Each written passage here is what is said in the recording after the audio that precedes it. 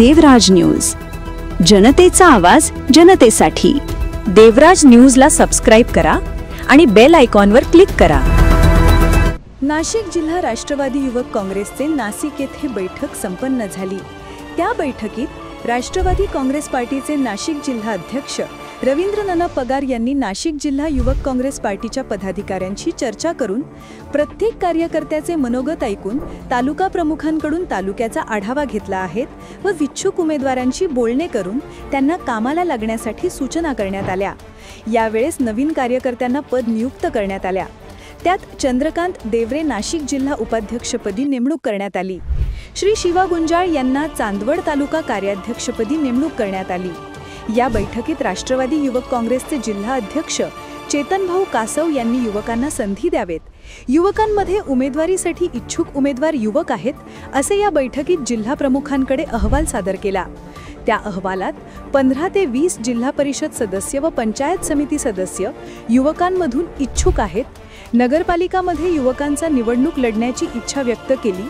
सर्व तालुक्याचे अध्यक्ष, जिल्ह्याचे पदाधिकारी आणि प्रमुख कार्यकर्ते यांची मनोगतं आपण ऐकून घेतली।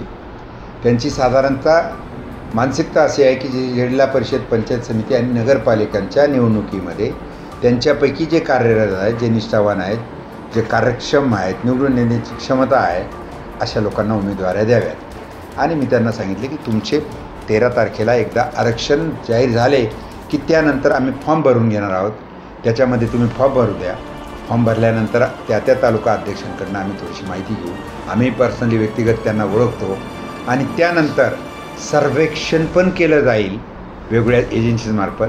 त्या सर्वेक्षणामार्फत पण अहवाल घेतला जाईल आणि त्याच्यामध्ये ज्याचा चांगला रिपोर्ट येईल, याच्यामध्ये सगळ्यात महत्त्वाचं जुना की नवा हा वाद नाही।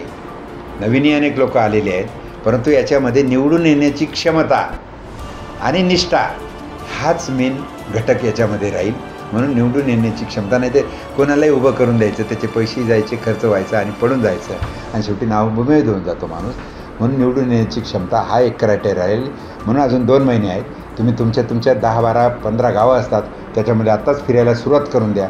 कोणत्या गावात किती लोक आहेत, किती पुरुष आहेत, किती स्त्रिया आहेत, कोणत्या समाजात किती लोक आहेत, तिथं कोण नातेवाईक आहेत, कोण ओळखीचे आहेत, कोण पक्षाचं काम करत आहे, याचा सगळा अभ्यास करा आणि चांगलं फिरत गेलात तर महिना 2 महिन्यामध्ये भरपूर पिरियड आहे, तुमचंही वातावरण निर्माण होऊन जाईल। आमच्याकडे पण रिपोर्ट येतील आणि त्या रिपोर्टच्या अनुषंगाने निवडून येण्याची क्षमता आणि पक्षनिष्ठा हे लक्षात घेऊन त्यांना तिकीटं देण्याची आमची पक्षाची भूमिका राहील। याच्यामध्ये जास्तीत जास्त युवकांना सहभागी करून घेण्याचा आमचा प्रयत्न राहील। नाशिक प्रतिनिधी